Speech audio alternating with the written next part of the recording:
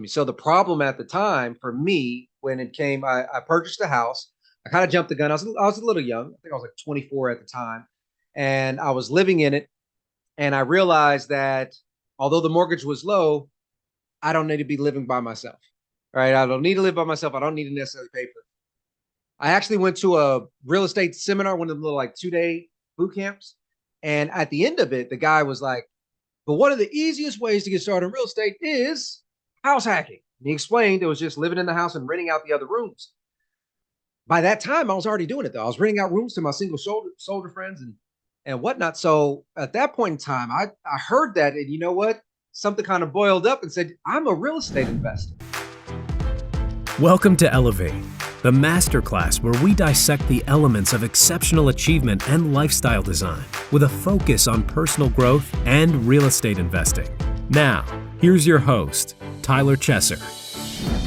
Elevate Nation, welcome back. This is Tyler Chesser. I'm so thankful to have you here, and I'm blessed and grateful to be joined by Michael Glaspie today. You are going to learn about how to get resourceful, creative, and how to apply a solutions-oriented focus towards solving other people's problems and getting exactly where you want to be through real estate investing. And this is really, really particular. We get into the mechanics of applying creativity, of applying problem solving, but also applying some of the most valuable principles that Michael learned in special operations in the United States military, and how he's bringing that into his investing thesis, his investing principles, and the way that he is creating compound growth for himself, for the people he cares about. You're going to find a lot of value from today's episode. I want to encourage you to buckle up. Elevate Podcast is all about mindset, mind expansion, and personal development for high-performing real estate investors. Your mind will be expanded today. I have no doubt about that. I'm your host, Tyler Chesser, and I'm a professional real estate investor and entrepreneur. It is my job to decode the stories, habits, and multifaceted expertise of world-class investors and other experts to help you elevate your performance and lifestyle. Are you ready to take it to another level? It is time. Let's raise the bar today. No doubt we are raising the bar. We're going to jump over that bar. We're going to clear it. We're going to look back and say, I didn't know that was possible, but I'm telling you, anything is possible through the contents of today's conversation. And I just want you to step into the world of possibilities, because there's a lot of people out there who have been trained, and many of us, in fact, have had to unlearn this training of, you know what, if I try and fail, then that's the end of this, right? Or if I go and, you know, the solution that I thought was the solution doesn't work, then I should just give up, right? That's what we were taught. And in many aspects, we have to unlearn that. And we have to say, well, if what I tried at first didn't work, well, then how can I try something else?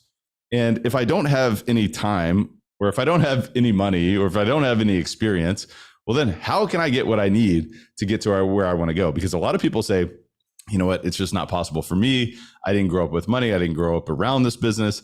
I don't have those things. You know, well, guess what? That fixed mindset is going to shut you off from the world of possibilities. But what we're going to engage in today is unlimited possibility, unlimited potential. And it's really about making a shift. And today we're going to make that shift together. So I hope you enjoy this conversation. Before we dive into the conversation, I want to introduce you to Michael Glaspie, who is a real estate investment advisor and fractional CFO located in Charlotte, North Carolina. He served over a decade in the U.S. Army Special Forces as a Green Beret, and he started investing in real estate in 2014. You're going to learn more about why he did that and what propelled him to make that move. And he and his partner have built a team of investor savvy real estate agents to over 150 agents in over 20 markets. His personal portfolio grew to 134 rental units before he started liquidating the majority of his holdings in 2022. And he also authored the Amazon bestseller, The Elite Investor, a military approach to real estate problem solving. And now Mike continues to practice real estate while educating others on how to build a lifestyle they deserve through investing in entrepreneurship. So without further ado, please enjoy this outstanding, this possibility-laden conversation with Michael Glaspie. Michael Glaspie, welcome to Elevate, my friend. How you doing? Doing all right. Thanks for having me, Tyler. Outstanding, my friend. Well, I'm super excited to have you on the podcast today, introduce you to Elevate Nation, and really to dive into that beautiful mind of yours that you've been cultivating over the past many, many years. So why don't we just get started as quickly as we can here? Let's dive in. Talk to me a little bit about your background, your upbringing, as we kind of familiarize you with Elevate Nation. Yeah, absolutely, absolutely. So I have a very interesting background. A lot of things happened within a short amount of time. So I moved around a lot as a kid. I came from I'm going to say we were below the poverty line, but I don't like to use that word per se. But that forced us to be very creative with our approach to how we spend money, how we budget things in the household. How do we kind of reuse some of those things? And then about 14 years old or so, I moved to Houston and I started staying with my father at that time. And my dad was a very straightforward man, very strict man. He taught me a lot of things in life, especially about how to kind of take care of myself and understanding the value of hard work and being able to provide for yourself, more importantly. And so that carried over because as soon as I was getting out of high school, he told me it was either the military or college. At the time, I didn't know if I was going to get into college. Luckily, I did. I did get into college, and I had a full scholarship. Actually, I had a full scholarship academically, and I messed around and I partied a little too hard that freshman year, and I lost that scholarship. So what I do, I started trying to put on my creative juices, and I found out that the military actually will pay for your college if you join them. And so I joined the military about 19 years old. It's National Guard originally. Immediately at that point, I never even left the state of Texas. But at that point, boom, I went to 3 or 4 different states. I was jumping out of airplanes, hanging from helicopters. So I fell in love, a young man, still in that aggressive mindset, if you will. I said, yeah, absolutely, man, let's do it. So I went and I joined the military, and I actually tried out for Special Forces assessment and selection. And I was blessed enough to make it through selection, make it all the way through the course, and join the ranks as a Green Beret. And I did that for the better part of about a decade. And it was during that time, a lot of great things happened. I had a lot of tough deployments. I did lose a couple really good friends of mine. And I started to realize I needed another option. So that's where real estate kind of came into play. Long story short, I started with my first property. It was a house hack, and it grew to over 134 units. Done some hotel syndication, subject to seller finance, pretty much the whole gambit. Started a real estate team focused on investing, or agents that focus on investing and investors. I love it, man. When I really think about your background and, that entire sort of story that you took us through fairly quickly, obviously there's many details in between. And I do appreciate you, sharing sort of a high level of where you came from, perhaps, to a certain degree below the poverty line, which in many aspects you described as it forced your family to be creative. It forced you to be immersed in, we got to figure it out. We got to be resourceful to, not only survive, but perhaps put yourself in a position to thrive. And then as you continue to grow up around perhaps a strict father and, understanding the value of hard work, and then maybe experiencing a little bit of a setback to then saying, all right, well, the foundation was creativity and resourcefulness. The resourcefulness then pushed you into the military, which obviously led to, you serving our country, which, by the way, thank you for serving our country. We really appreciate it. And we appreciate so many others like yourself who, fight for our freedom. And so with that said, as you continue to go out there and be resourceful, you started to say, all right, well, if I'm losing friends and if I'm putting my own life on the line and I'm looking around, I'm saying, well, what other options could I have? Talk to me about the mindset that you had, which then led you into a house hack and investing in real estate. I mean, talk to me a little bit about that. Yeah, absolutely. So just like you mentioned, especially during my younger years as a child, we had to be resourceful, especially with finance, with money. And so even at a young age, I mean, I was, trying to sell Pokemon cards, trying to sell candy, just do all these different things that I could do to bring some extra money into the house. As that kind of carried on, I was always fascinated with business. Even in high school, I had an opportunity to join, and I don't know if this is still, I do believe it's still active, but it's called DECA, Distributive Education Clubs of America. And so some high schools have it, but it's a business program. It's meant to kind of foster you into becoming an entrepreneur, teach you how to create a business plan, all that good stuff. And so I let all of that excitement around the idea of create money seemingly out of thin air. At least that's the way that my mind accepted it as a younger kid. And I let that carry over to getting my bachelor's degree in business and my master's in business. So as that path kind of continued to grow for me, I realized that in order to make money, all you have to do is solve a problem. That's it.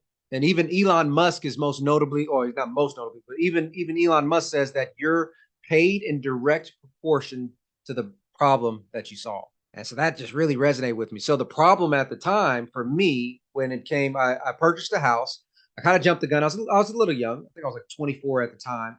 And I was living in it. And I realized that although the mortgage was low, I don't need to be living by myself, right? I don't need to live by myself. I don't need to necessarily pay for it. I actually went to a real estate seminar, one of the little like 2-day boot camps. And at the end of it, the guy was like, but one of the easiest ways to get started in real estate is house hacking. And he explained it was just living in the house and renting out the other rooms. By that time, I was already doing it though. I was renting out rooms to my single soldier friends and whatnot. So at that point in time, I heard that, and you know what? Something kind of boiled up and said, I'm a real estate investor. I've been doing it. I've been doing it. So it kind of led from that, just being creative, to understand that I don't necessarily, the problem was I didn't need to live by myself, and I don't feel like paying the $800 mortgage out of pocket, which manifested into the house hacking. But then that was the catalyst to realize that real estate investing can be approached from a very creative angle. You know what I'm just realizing myself, and this is really interesting because I've never really thought of this. I think the first house that I bought, I was 24 years old, and it was my primary residence, but I had a roommate for 3-4 years. And I don't think I ever realized that I was, doing a form of house hacking. I mean, I had a formal lease, and, we renewed on an annual basis, and I had a few different roommates throughout that period of time. And I don't think I ever realized that, that's really where the journey began for me. And, it's almost like you consciously recognize that there was an identity shift, because you're like, wait a minute, I heard this guy at the seminar. He's telling me what house hacking is. I'm a real estate investor. So what did that actually do to be conscious of that identity? Because it seemed like it propelled you forward in, a certain amount of activity from there. Absolutely. It was one of those aha moments where, just like with most of us, a lot of times, and I don't know for the audience, I'm not going to speak for the audience, but for me, for example, oftentimes throughout my career, I've had what we call imposter syndrome. There you go. That's the word I was looking for. Where, we're doing things at a high level, but we're always comparing ourselves to the next individual who's at 10 times, the level that we're on. At that point in time, when I was trying to find all these different ways to produce income, I mean, I was doing Amway, like MLMs and stuff. I was doing all of these extra things. When somebody that I kind of revered as the subject matter expert up there, who gave his background and had a pretty extensive real estate background, said that this is a legitimate way and it's the best way to get started, that made it official for me. That made it a reality for me. And so at that point in time, to have somebody kind of give their secondhand blessing, because he wasn't talking directly to me, right? But kind of give that secondhand blessing to say, hey, no, you are doing the right things. That just sparked something in me to just go down the rabbit hole of real estate investing. What else can I do creatively to make money from this? And you know what it makes me think of for the listener who's engaging in this conversation, who's participating in this conversation with us? We all have this internal dialogue that to a certain degree has an imposter syndrome sort of feeling, set of emotions, comparison. And I think, it's important to recognize that comparison is the thief of joy. And in many aspects, joy is a propeller towards success, because you got to feel successful. You got to feel legitimate. And when you recognize that, your path is your own unique path. And that's why I like to dive into these stories on this podcast, to understand that everyone has a very unique path. None of them, there's certainly patterns, and there's patterns of success, and we can identify those, but legitimizing to a certain degree, it's like, it's great to hear from others to say, you know what, maybe what I'm doing is legitimate and I am on a path to success, but perhaps we can give ourselves our own permission as well. So maybe there's an opportunity for the listener to check in and say, you know what I'm doing is legitimate. I've made my own mistakes for sure, but I'm also on my own pathway towards success. So I think that there's a lot to be said about that. But, one of the things that you talked about earlier is solutions-oriented sort of focus. And that's been really the process that you have driven and created value throughout your time as an investor, as an entrepreneur, in many different aspects. And, as I was getting prepared for this discussion, I was looking at your website, and one of the quotes you had on there, and I love this, you say, we are only limited by our ability to find and implement solutions. And when you think about, ultimately to create money and to create income, you must solve a problem. So talk to me a little bit about sort of how this mindset has continued to expand as you've expanded as an investor. Yeah, absolutely. The seed was obviously planted as a child in the military, specifically within special operations. We are giving a lot of autonomy, and we are told to essentially complete the task, complete the mission, right? And many people will look back and they'll say, "Man, you were in special forces, man. You should have had the best equipment. You should have had, lasers and all this other stuff." And when in reality, what it boils down to is we have whatever the Army gave us, and oftentimes we would be in other countries where we would be using their equipment to go out with them on patrols and whatnot. So we were starting to really elevate how to be resourceful with our resources, right? And so a lot of people think that, oh, when we do, many of your listeners may be familiar with this. When we look at a situation, there's three forms of a resource called the resource triangle. You've got time, money, and experience, or time, money, and the deal, right? However, we really want to break that down. But when we look at that, sometimes some people say, man, I have a lot of time, but I don't have experience. So I need somebody with experience. I've got no money, so I need money. And the only quarrel I have with that is oftentimes we put ourselves in a box, just like you mentioned self-talk, just a few seconds ago. When we self-talk to say we don't have these things, we see it as a barrier to entry, as an obstacle. Instead of saying, how do I make the time that I have, the money that I have, and the experience that I have kind of expand? And so by me being able to use that approach, I mean, it has completely propelled my career so far forward, more than I ever have thought back when I was just getting started, to the point where, I was doing the house hack, did one or two wholesales, and then my first real rental property was actually a subject to. And I didn't know what a subject to was at the time, but I figured out the problem and I went and found all the solutions, and subject to popped up. So I went down that rabbit hole and then I was able to execute a subject to. So just, taking that approach to everything, I think has been a big player in my success. Absolutely. And I think sometimes, we need reference points to start to ask this type of question instead of saying, I don't have something. It's, well, how can I get that? But once we sort of go down this rabbit hole as investors, as we grow in the real estate business, you start to see these reference points of opportunities to get resourceful or get creative to solve problems or to put together a transaction to get you where you want to go. And I do want to talk about that subject to deal that you did so that we can give more of a reference point to the listeners to say, all right, well, if you're in that resource triangle and you're saying, look, I have one of these resources, but maybe I don't have two of the others when it comes to time, money, or experience, how can I get those other two pieces of the triangle there to get me where I want to go? So when you start thinking of that, it's like, okay, well then what do I need to do to get to my outcome? And it's the results focused orientation. So talk to me about the subject to, deal, because I know it's a strategy that you've applied many times throughout your investing experience, but talk to me about that first deal and perhaps how that's applied as you've continued to grow as well. Yeah, absolutely. So it's funny that you mentioned that, because in that situation, when you look at the resource triangle, I had none. I had none of them. I was full-time active duty in the military, where we're deploying every 4 to 6 months. So I didn't really have an abundant amount of time. Money, although I had, my military paycheck, I didn't have enough to put $50,000 down on anything to that nature. And experience was none. I just found out I was a house hacker, right? So when I approached that situation, luckily enough, the seller was able to kind of explain the situation. Just for everybody to know the background of it, the sellers were a military couple. They just received their orders to move to another duty station, right? That's one of the issues with the military, is you move when the military tells you to, right? So they just got orders to move, but they had just bought the house also. And they just bought the house using a VA loan, which means they put no money down on the property. So at this point in time, they had no equity. And in order for them to bring in a realtor, they would have to still pay the commissions and the closing costs. And they would actually have to bring about $15,000 of their own money to actually sell the property. They just had a baby. They were moving. They didn't have the 15,000. So they were in a situation where they needed it fixed. So as I started digging around, I realized I was in everywhere. I was in Bigger Pockets. I was on different forums. I was talking to attorneys, figured out subject to as an option. So I went and I explained it with them. But for experience, I had an attorney who has done thousands of subject twos, essentially walk me through the process, understand the ins and outs of it, what I need to do. They was also able to draft all the documents and get it to close. I then found a property manager, because when they moved out, I wasn't living in it. I wanted a tenant in it. I didn't have the time to screen a tenant, so I brought a property manager in, and they were able to fill it within 2 weeks after we closed. So that was beautiful. And as far as the money goes, because the attorney was so skilled, it only cost me $1,800, $1,800 total to take complete control over this property, which I did have at the time. And so, just by taking that approach and asking the right questions, always asking how. Okay, well, you said we can. Well, how can I?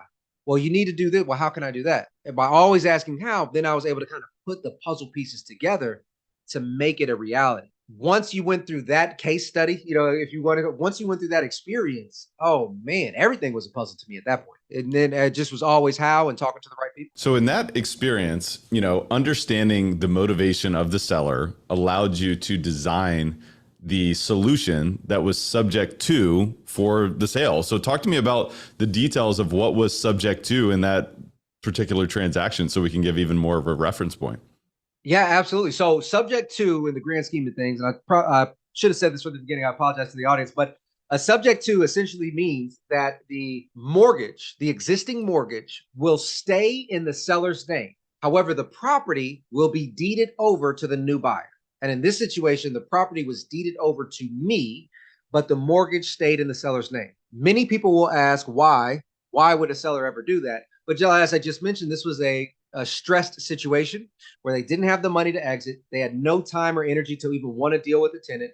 They did not want to affect their credit score. They just wanted the simplest solution possible. So in this time, I was able to go and find those motivations. And I'm really glad that you mentioned the motivations of the sellers, because now over a decade now of doing this, I still don't believe that I'm a good salesman. If in the typical sense of a sale, I'm not going to close you over the phone. But if you tell me your problem, I will provide a solution. And if you want to work with me, I will make it happen. Right. So I can stand by my word, which has allowed me to do some of these deals. I just think that's a different approach than trying to just blow up the phone and try to sell people on all these different items. I'm glad you said that too, because I've had people tell me, I'm just not really a great salesperson. So I just don't know how to raise capital, or I don't really know how to close these deals. And, I'm just not a salesy person. And I understand the spirit of where they're coming from with that. But I think the problem is their concept of sales is different than what you and I are talking about here. What you and I are talking about is understanding the problem or the challenge to a point where you are delivering a solution and you're truly serving that other individual from a place of, I really want to help you. And I think that what I'm providing or what I'm suggesting here can be a solution to your problem. So now, would we like to take the next step? Instead of saying, I'm here to sell you something that only is going to benefit me, and I'm here to make money, and, I don't really care about what your outcomes are. You know what I mean? Absolutely. And that's one of the biggest hurdles that we have. Our team of agents, we've just broken over 100 agents now across the states. The biggest hurdle with every incoming agent that's new is educating them on understanding what the real sales process is, right? A lot of people have read Spin Selling and all these other great books on selling, getting to know. They're really focused on trying to convince somebody to do something. I personally don't necessarily believe in that methodology. If we can solve a problem and we know how to articulate how we can solve it, well, then it's almost a no-brainer for that seller or that client to come and work with us. They're like, you know what? Nobody else has said it in this manner. Nobody else has really understood what I'm saying or what I need. Yes, I want to give you the opportunity. That's a critical piece. And it's knowing how to solve the problem, but it's also knowing how to articulate that. And there's certainly levels of advanced sort of interaction with this concept, because, in many aspects, we've got to understand really who we're dealing with, what their model of the world is. What are they driven by? Fear? Are they driven by, pleasure or pain? And also understanding sort of what's actually driving them from a human perspective. Is it certainty? Is it uncertainty? Is it variety? Is it connection? Is it growth? Is it expansion? Really getting down to a core human level, and then applying sort of, sophistication in terms of knowing how to solve that problem, but then also knowing how to articulate that problem. I think knowing how to articulate the problem, in my opinion, is truly, mastery of the subject matter, because ultimately, if you don't have mastery of the subject matter, you're not going to be able to articulate how to solve that problem. But is there anything else that you would add to that? I love that you said that. I've actually recently brought on a communications coach within the past couple of years, specifically to your point, where understanding how to effectively communicate anything, I would rank as number one priority beyond understanding the subject. Also, there's one technique that helps you truly learn anything that you want to learn. Now, most people think that it's practice. Practice makes perfect. But in reality, when you teach a subject, you become really good at it. And so a primary role that I've been doing this for a while, part of the military, or part of the special forces, guidelines is to teach and to advise. But I've been advising for so long, and I've now, my new focus, my new aspect or branch of my company is doing fractional CFO advisory for real estate investors, right? But by teaching it, you really elevate your knowledge and understanding of any subject. I agree. And I always say that the teacher is who learns the most. And it's something that none of us would have ever thought because it seems counterintuitive. It's like, well, wait a minute. The teacher is teaching us, so we're the one who's supposed to be learning. But when you put yourself in a position that you have to communicate something simply enough that it is understood, at that point, then you have grasped the subject matter to a degree that you're able to convey what really needs to be understood, and you truly understand it yourself. I mean, that is huge. So that's why I always suggest when people listen to these podcasts, it's have a discussion with someone else. What was it that you took away from this discussion? And how can you break it down into action steps? How are you going to apply that? How would you describe this in your own words? Because I think that is a critical piece. But man, going back to the creativity and the solving problems, the solutions orientation, you've also mentioned, and you wrote the book, The Elite Investor. And I love the subject matter that you were really writing about, which is a military approach to real estate problem solving. And you mentioned that creative solutions are the lifeblood to any business venture, and I could not agree more. But talk to me about how else does creativity play into your investing success? Yeah, creativity. Man, it's so many different avenues to what we do, right? So obviously, when we're looking at every single deal that runs across our lap, it's never, do I just have enough money to put the down payment and does it meet my cash flow? I always have a performance metric in mind for whatever the asset class is. And the question is always, how do I make it perform that way?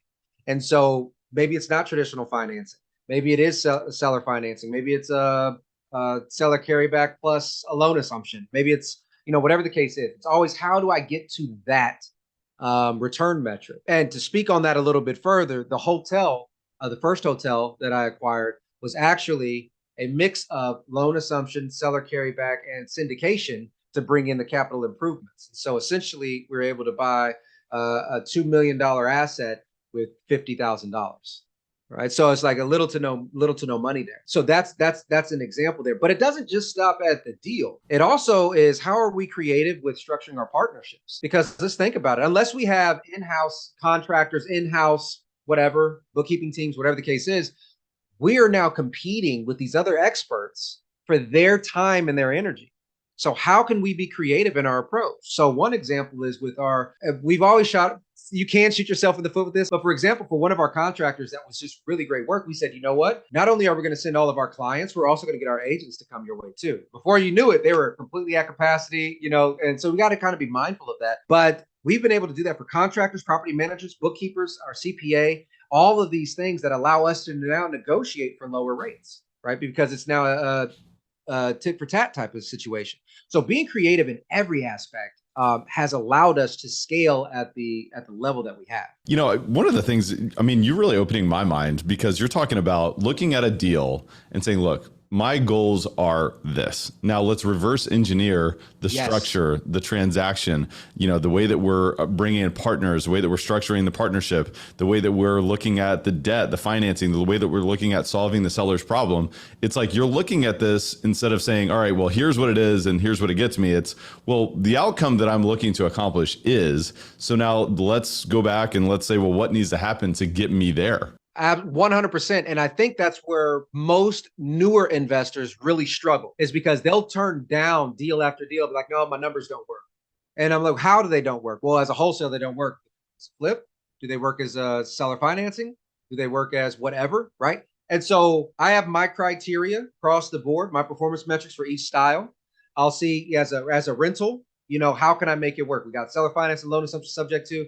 If it works this way, can it actually take place? Because sometimes it might be in foreclosure, or some other probate or something to that effect. So you have to move quickly. But yeah, absolutely. By understanding what you want the property to do, whether it's a certain cash on cash, a certain IRR, a certain NPV, discounted cash flow, I don't really care. There's got to be something that you're looking for, and then just figure out how it works. Now, from there, just like many investors may have learned the max allowable offer formula, 70% of ARV minus all that good stuff. From there, once you know what you want the performance to be, you can create your own formulas. And you can say, hey, look, it can work if I did seller financing, if I bought it at this price.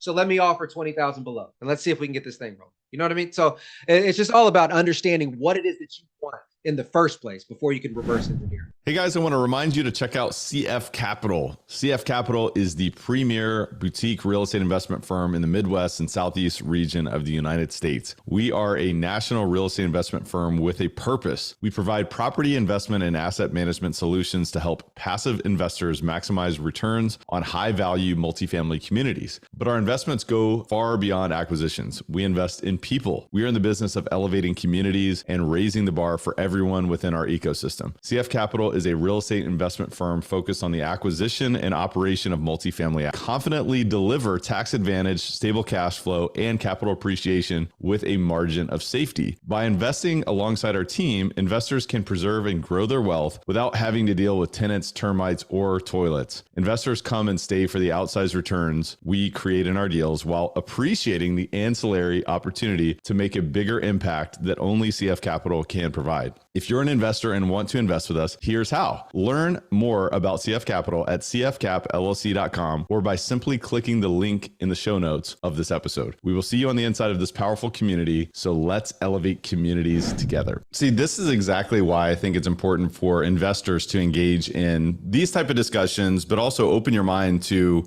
creativity and what I would describe as mind expansion, because mind expansion gives you the mental dexterity to look at a problem and say, all right, yeah, there's one path that's obvious, and perhaps that's the path that most people would look at this situation or this opportunity as. But if I start to ask myself questions and say, well, how else could I approach this?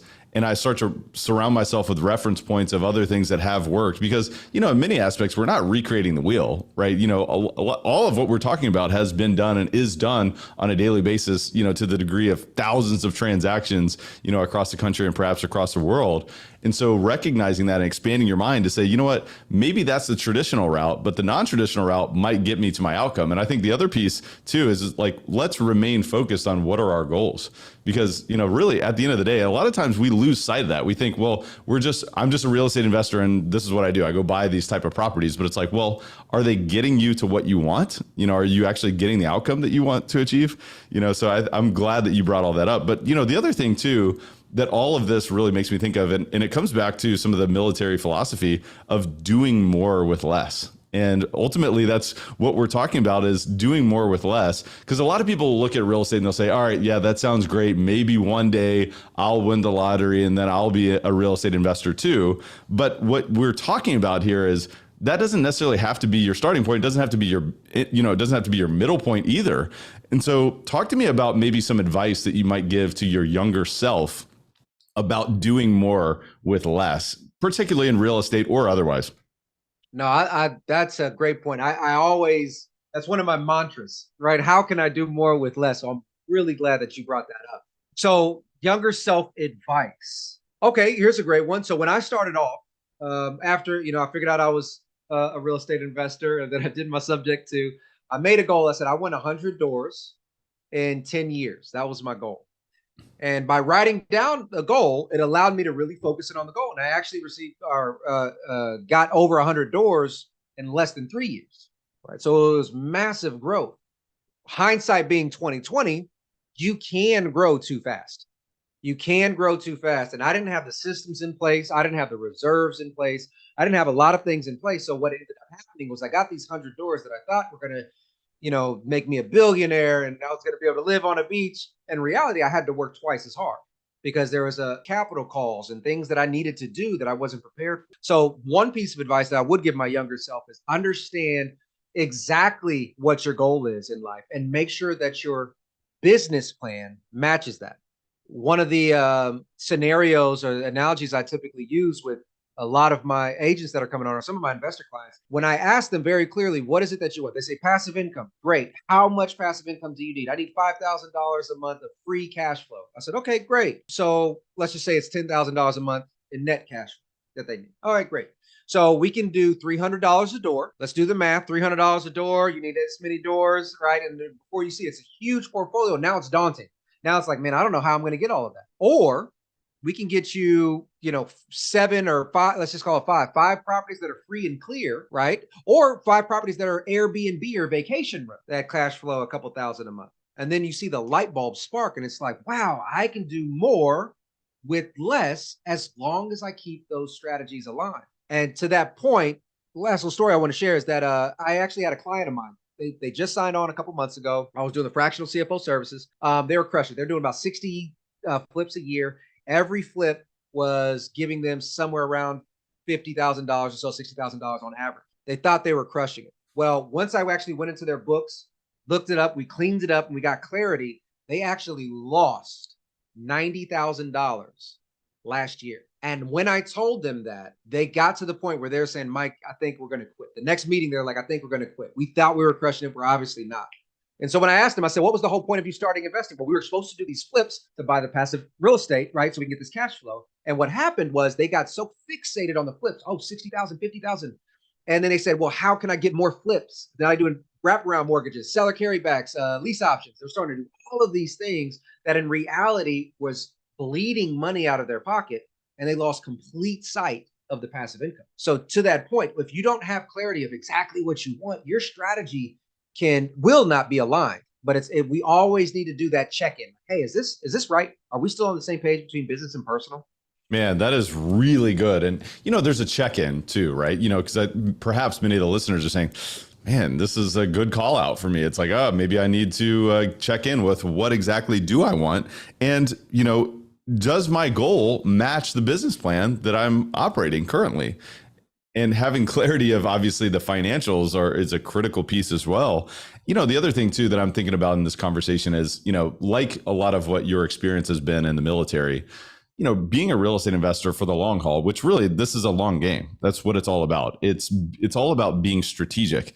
And, I'm learning how to play chess right now. And, that game is all about strategy. It's all about opening your gaze and looking at the entire board and understanding where everything plays out and understanding your objective clearly to say, look, this is where I'm going. But also it makes me think of like military geopolitics. I mean, you wrote about this in your book. I mean, thinking about, well, where are troops positioned and what are agreements between, countries, in place that are preventing, hot wars or anything like that, or perhaps keeping a certain order of power, and thinking about how you are really positioning yourself a few steps ahead as a real estate investor is critical. So I've enjoyed this conversation, but I do want to think, or I want to ask you in terms of your creative mind and the way that you're seeing opportunities today. I mean, tell me about how does your creative mind interact with today's market environment, and what are you seeing over the next few years in terms of opportunities? Great question. So the way that I look at it, because things have been so volatile, specifically over the last 4 to 5 months, is that this is a great opportunity to reposition yourself, stabilize, maximize the efficiency within your current portfolio, and be prepared. So we're all aware that foreclosures have started happening again. This could be a great opportunity coming up for us to potentially come in and buy a property at a discount. There's also going to be rental units, residential units. There we go. Residential rental units are always going to be one of the breadwinners because everybody needs a place to stay. But more importantly now, as interest rates being where they are, buying homes have become more difficult for the median income earner, right? So understanding these, finding areas where the population growth is increasing substantially. Places like Charlotte, North Carolina is a great example, in areas of Florida, another great example. People are mass exodus from the north over the past 18 to 24 months, and the population growth is astounding. It's a couple hundred people a day. Areas like this, having the housing in place is going to also be a great opportunity. Foreclosure is a great opportunity. But for me, I'm really just stabilizing what I have, building up those cash reserves. So as I continue to look at opportunity versus opportunity, I have my very specific metrics. And now more than ever, I'm a little bit more strict just because of my exit strategies. They're getting thinner and thinner too, right? So where I potentially could exit and get a lower interest rate or know it's going to be a lower interest rate. That's not going to be the case as much. So now when I'm looking specifically for commercial properties, if I'm trying to increase the NOI and I'm already in an area with an extremely compressed cap rate, meaning this is one of the highest selling markets right now for specific commercial properties, well, how am I adjusting that for the future? So I'll keep the interest rate high. I might even bump it up half a point or 50 basis points. I may look at the cap rate staying the same or increasing when I'm doing the exit. So different ways of how you evaluate, because the exit strategies are getting tighter and tighter.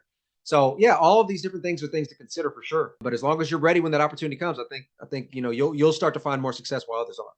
Yeah, I could not agree more. And in terms of your approach moving forward, I mean, it sounds like you're involved in several different asset classes or several different asset types. Talk to me about that and how that's evolving for you. For me, what I'm using right now is the cash strategy, where I'm trying to come in and purchase at a very low price, discounted price. I'm looking for B class properties just at 70 cents to the dollar. That's what I'm looking for. So just how Warren Buffett used to say, his tip to success is he's looking for that one cigar that's got one good puff left in it. I'm taking that approach. The reason why is because I've just liquidated most of my C class properties and things of that nature. It's a different management style when you deal with the different asset classes. So I've gotten rid of those. I want to stick with the B class, the lower A class. I just want to get them for a good price. So if I could find a way to either get them seller financing or pay them cash at a discount, I'll do that. I want to compile a few of them so that way I can take that equity and then do cross collateralization, where I'm essentially lending against that equity for down payments on larger multifamilies. And so that's my strategy as of now. So I'm accumulating these smaller single families and things of that nature, or duplexes, quadplexes, as I'm working towards that strategy. Yeah, that's my strategy moving forward. I think that was your question. Yeah. Well, the big thing is, right now, people are feeling a lot of fear. There's a lot of fear in the marketplace. And I think what you have to recognize is that emotion, we can observe that emotion and we can say, okay, let's be careful. Let's be cautious. Let's proceed with prudence. But let's also not let it stop us in our tracks, because perhaps when there's a level of fear in the marketplace, that's when the best opportunities exist. I mean, 70% off does not exist when there's exuberance all over the place. 70% on the dollar exists when you have a certain level of fear and uncertainty in the marketplace. 100%. I'm really glad that you brought that up. Another great quote by Warren Buffett is be greedy when others are fearful and be fearful when others are greedy. People just came off that greed spin, in 2021 through 2022 is all greed. They were buying up everything. That's when I stopped, right? I started actually selling. I was liquidating, building up that cash reserve. Now people are getting very fearful, just like you mentioned. So this is the opportunity to come in and to capitalize. And I don't mean that in a very predatory way. But what I mean in that situation is, people are going to be in a situation where they are fearful. Hey, I don't have enough money. I may experience foreclosure. I need to downsize, but I don't know if I have an option. You can go in and solve that issue for them, and both parties can win. They can leave happy, and you potentially can get a great deal on your next property. If you remain solutions focused, that's where the opportunities are endless. I mean, they're absolutely endless, especially in today's marketplace and as we continue forward, which perhaps, we could be experiencing even more uncertainty, even more volatility, right? And there's just more problems to solve. So more opportunities for folks like yourself and us and many of the listeners as well. So Michael, this has been awesome. I want to transition to the rapid fire section of the podcast. We call it the rare air questionnaire. Unfortunately, it's rare that most people are thinking about how can I help someone else solve their problem? Right. Unfortunately, we're thinking about how can I sell this to someone else? How can I, get them to get me to my outcome? Instead of doing that, let's think about how can we serve someone else? But when we think about being rare, I think it comes down to investing in yourself as well. So I'd love to ask you a few questions. If you had to point to 2 or 3 of the most impactful books that you've read over the past few years, what would those be and why? Yes. So Darren Hardy, The Compound Effect, by far was one of the original impacts for me. It just showed me how doing small incremental things over time can have massive impacts. And so patience is key there. Another one is The Millionaire Mindset. That was another great book that allowed me to realize that there's a lot of control under how we approach different situations. And a lot of my programming came from a fearful mindset, a scarcity of money. Right. But in order for me to actually experience the growth, I had to kind of change that approach too. And then the third one would be the miracle morning. And the miracle morning is all about creating those small habits, right? Leading back to the compound effect that specifically would get you jump started for the day and have a very successful day and also help change your pessimistic attitude potentially into an optimistic one as well. That's great stuff. And what we're talking about, I mean, it almost feels like in many aspects, what you're talking about is the compound effect of really not only your rituals, your habits, but your inputs and understanding perhaps where some of your programming came from, and then starting to get sort of intentional with how you're programming yourself through your rituals, through your inputs and so forth. So I appreciate you sharing those books. We'll put links in the show notes as to where the listeners can find those phenomenal books.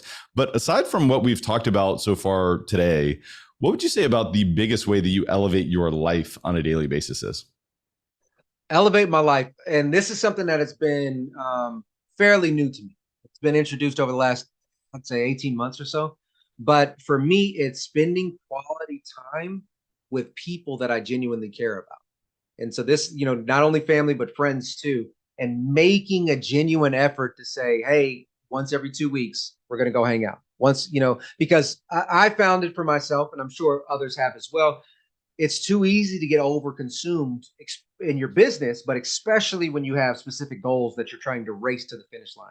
And by being more present with even when I'm doing my exercises, my long runs, whatever the case is, just trying to be present in the moment, be present with friends, put my phone down, has truly changed a lot of how I view my day-to-day life. And it has actually brought my stress levels down significantly. It's still stressful, it's this business, but it has really impacted a lot in my life. Any tips in particular on being more present for folks who are maybe, they're striving to do that? And it's a very challenging thing to do in today's world, right? The 21st century. I mean, we have so many things that are vying for our attention. And of course, we're all high performers who have big goals, big dreams, which in many aspects can be conflicting to being present because we're so future focused. But do you have any tips or suggestions that have worked for you? Absolutely. So beyond the stuff of like meditation and all this, I do enjoy things of that nature, but realizing that not everybody really enjoys that. So here's a very practical tip that I use is I truly time block sections of the day. And what I mean by that, it's not like here I'm doing an hour of cold calling. No. I'm working from, as an example, 8:30 to 12. Like that's working right now from 12 to 1. That's my break time. I'm going to walk outside. I'm going to get some food, whatever, but we're not doing work. And then from 1 to, let's just call it 5, I'm working. After that, I get some decompressed time. And then I've scheduled or blocked family time, friend time, date night, whatever the case is. Block it out. What that does for me is there's no more stress of, and I'm a very structured person. And that's why the impromptu-ness of a lot of things does stress me out. So you put that in there. But now it's on the calendar. So now it's very easy to say no to that client or no to whatever, to say, hey, I will get there. I just can't be there during this time. Right. And then when you're doing those times of peace, put the phone down, put the phone away. So it's out of earshot. It's not vibrating. It's not ringing. And you can just be present with whatever you're doing. And recognize that, if you have this feeling towards, well, maybe I need to check my phone or I need to get, to email or I need to get on the internet, just recognize that there's perhaps a little bit of an addiction there that, we can start to de-strengthen, so to speak, by engaging in this practice to say, you know what, I know I feel like I need to do that or I want to do that now. And I know that I've scheduled my time, but you know what, let me just try this and let me get a little bit stronger today. It's a compound effect of this sort of engagement. So thank you for that. That's great stuff. What's the biggest way that you elevate others around you, Michael? As it stands now, I'm really just trying to provide as much value as I can to those around me wherever I can. So sometimes, that may be in a business sense where I'm helping them understand something about their business financials or maybe something in real estate, but it also may just be just lending an ear, right? Just kind of being there. To give you an example, we lost a friend, my friends group. We lost a friend maybe about 3 weeks ago due to a car accident. And, the most value I could provide at that time was just being there. You know what I mean? There's nothing else you can really do. So I tried my best to do it that way. I've tried the old school way of, hey, you know what I think will be good for you in your life? You should probably try this.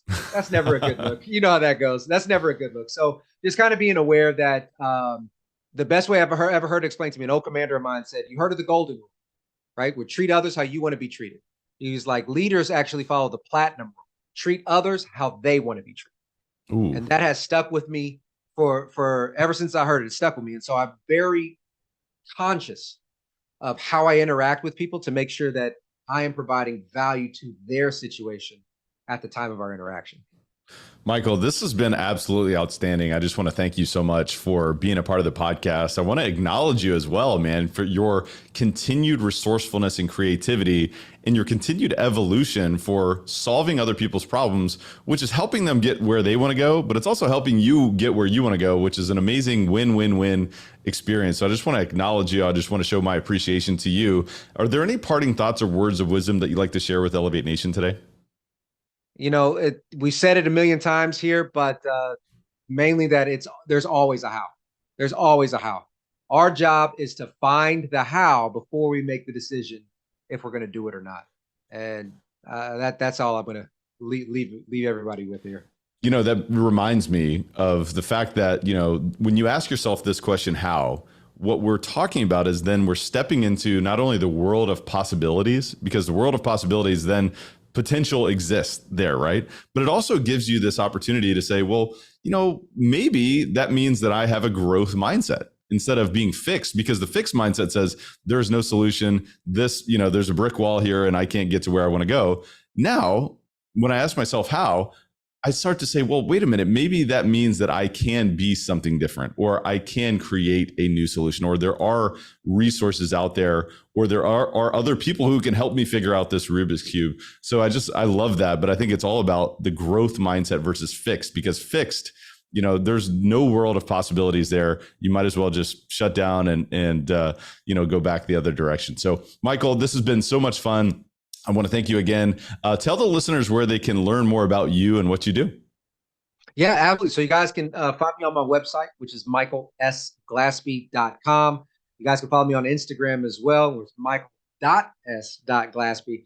And you'll see most of what I'm doing and the things that I'm offering and all these other stuff, where you can find me, education, YouTube. You can find me there too. Michael S. Glaspie, the real estate CFO. You guys can find me there as well. Absolutely. We'll put links in the show notes as where the listeners can find you on your website and across social media. And I also want to note that we do have a special offer for the listeners. It's actually a free download, the 8 real estate finance killers, 8 financial mistakes real estate professionals are making and how to plug each one of those to stop losing thousands of dollars. So we'll put a link in the show notes as to where the listeners can find that, theeliteinvestorbook.com/finance-killers. So Michael, my friend, until next time, my friend, thank you so much for being on the podcast. Thanks for having me, Tyler. Really appreciate it. Elevate Nation, what a great conversation with Michael Glaspie. And I can tell you that my creative juices are flowing. And, you know, also my practical juices are flowing as well, because it's checking in with, well, what exactly are you looking to accomplish through this business, and reverse engineering your plan and your interactions with other individuals throughout this process to be able to solve their problems. That's really what it's all about. But you've got to have clarity on where you're going, clarity on the path. What are your principles, or what is most important to you in terms of your investment philosophy or thesis? So I loved that he's allowing me to kind of recheck in with that. And I want to invite you to do the same. But I also want to invite you to identify what were your biggest takeaways from this podcast or from this conversation. What are your biggest distinctions that you can then go teach to someone else? Because that is a hack, right? That is a learning hack. If you want to learn this material, if you want to integrate it more so within your understanding, it's all about being a teacher, but it's also about paying it forward. That's how you elevate other people, is you share, you pay it forward. And when you have a conversation from what you learned today, you know, not only are you going to better understand it yourself, but you're also going to add value to someone else, which ultimately, you know, if you want to create more opportunity in your life, it's about adding continuous value without any expectation for anything in return. So hopefully you're seeing that we're doing that for you through this podcast. So I just want to thank you again for listening. I also want to encourage you, most importantly, from here, it's all about developing a plan for execution and taking massive action. So that's the most important part. Take massive action on what you learned today. Until next time, Elevate Nation, I just want to thank you so much for tuning in, and we will see you next time. Thank you for listening to Elevate. If you enjoyed this episode, be sure to rate, review, subscribe, and pay it forward by sharing with a friend. Most importantly, take this opportunity to elevate your results by taking immediate action on what you learned. For more, visit elevatepod.com.